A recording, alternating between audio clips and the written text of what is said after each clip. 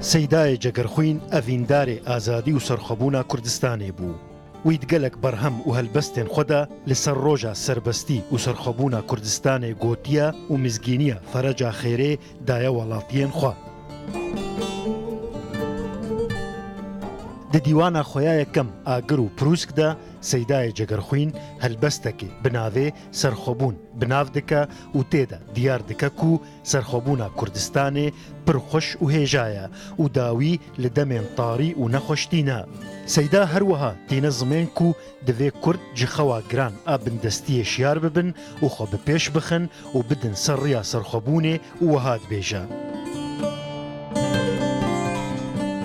Kurdin û merdin û pir xweş e serxwebûn, ew demên tar û teng gomedîn vane çûn. Roj li me hate der zû şiyar bin ji xew, ev dema ceng û şer paşketin êdî hew. Min divên ol û bext min divê pêşveçûn, min divên tac û text min divê serxwebûn.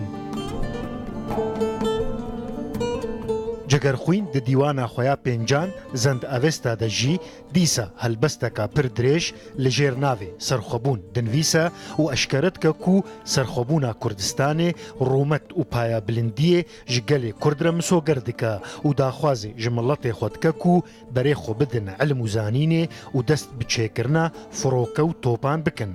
Seydayê rastgo ji bîr nake ku bîne bîra Kurdan ku riya serxwebûnê pir dijwar û zehmet e û nextê wê xwînasor û giranbuha ye û wiha dibêje.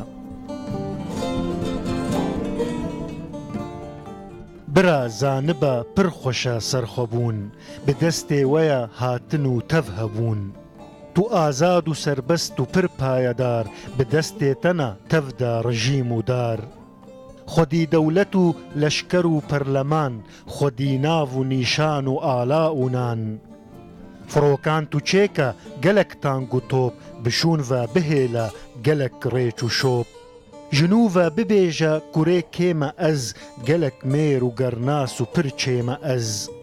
Xwedî dewlet û zar û pir leşkerim, kurê koreş û kawisim ejderim.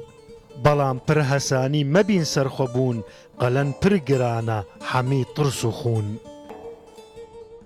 Besa Mistefa, Rûdaw.